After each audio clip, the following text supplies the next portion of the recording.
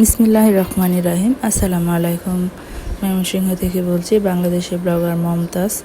কাছে কিংবা দূরে যেখান থেকে আমার এই ভিডিওটা দেখছেন, আশা করি সবাই খুব বেশি ভালো আছেন। আমিও আলহামদুলিল্লাহ ভালো আছি।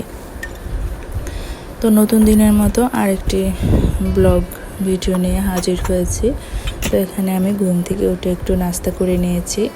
তো নাস্তা শেষ করে আমি সব কিছু রান্নাঘরের এত এলোমেলো হয়ে আছে, তো আমি এগুলো সব কিছু একটু গুছিয়ে নিয়েছি। গুছিয়ে তো কালকে ডিম আনা হয়েছিল, তো এই ডিমগুলো আমি এখন একটু গুছিয়ে নিলাম। তো আজকে কি রান্না করব, আজকে হচ্ছে খিচুড়ি আর হচ্ছে এখানে মুগ ডাল আর মসুরির ডাল দিয়ে আমি খিচুড়ি রান্না করব, আর মুরগির মাংস আর হচ্ছে ডিম একসাথে করে একটা তরকারি করে নেব।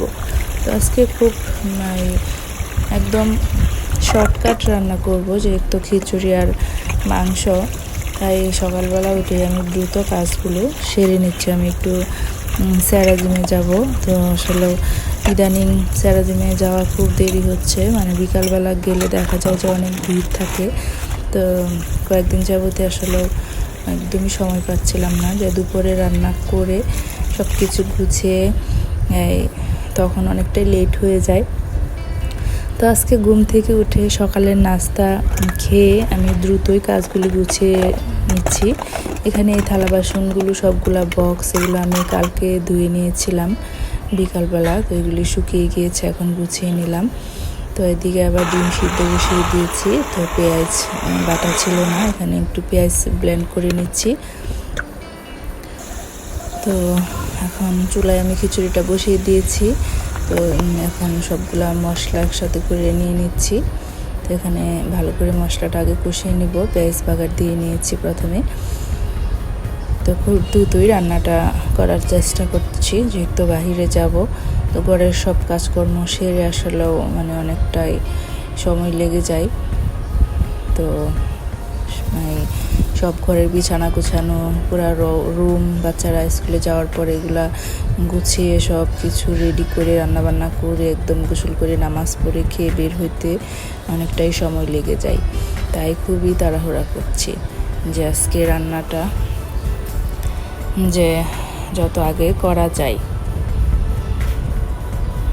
তো আজকে বেশি রান্নার কিছু ঝামেলাও করি নাই, যেহেতু 2টা আইটেম করব, তাই আমি ভালো করে আগে মশলাটা কষিয়ে এখানে আমি ডাল এই চাল দিয়ে ভালো করে কষিয়ে নিলাম। এখন একটু গরম পানি করে নিচ্ছি। তো গরম পানির ফ্লাক্সে পানি মেপে দিয়ে গরম পানি করে এখন আমি এখানে গরম পানিটা দিয়ে তারপর রাইস কুকারে বসিয়ে দিব খিচুড়িটা।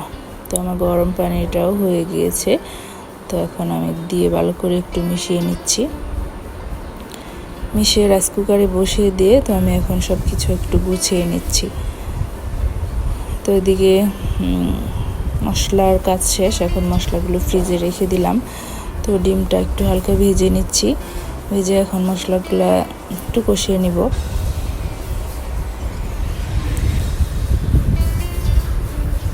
তো এদিকে মশলা কষানো হতে হতে আমি চুলার সব কিছু মুছে পরিষ্কার করে নিচ্ছি। চুলার পাড়ের যা যা সব কিছু মুছে নিয়েছি। এখন আমি থালা বাসনগুলো কিছু ধোয়ার বাকি ছিল, এগুলোও আমি এখন ধুয়ে নিচ্ছি। তো হেল্পিং হ্যান্ড দিয়ে করলে আরও কামের আরও ঝামেলা হয়, ওরা অনেক আস্তে ধীরে করে, একদম এলোমেলো লাগিয়ে ফেলে। তো একা হাতে করলে আসলে সব কিছু সুন্দর হয়, তাই একা একাই সব কিছু সেরে নিচ্ছি। ওদের কাজও তেমন পরিষ্কার না, তো কোনো মতো করে একদম চলে যায়। তো নিজে করলে একটা সুন্দর গুছিয়ে করা যায় ভালোভাবে, সব কিছু অন্যরকম ক্লিন থাকে নিজে কাজটা করলে। তো আসলে নিজের কাজ নিজ যতটুকু যেভাবে করে, আসলে হেল্পিং হ্যান্ডরা এভাবে করে না। তো এদিকে আমার মশলা কষানো হয়ে গিয়েছে এই চুলায় এনে। তো আমি একটু রুটি ভেজে নিচ্ছি। আমার ছোটো মেয়েটা ঘুম থেকে উঠেছে, ওর জন্য একটু রুটি ভাজবো।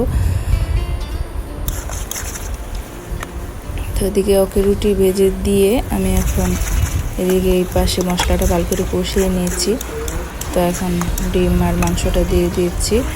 তো এখন এটাও আর একটু কষিয়ে নিব। তো এখন কষানো হয়ে গিয়েছে, তো এখন আমি একটু পরিমাণ মতো পানি দিয়ে নিলাম। রান্না হওয়ার জন্য। তো এই তো আমার তরকারিটা প্রায় হয়ে আসছে। আজকে এই পর্যন্ত, সবাই ভালো থাকবেন, সুস্থ থাকবেন।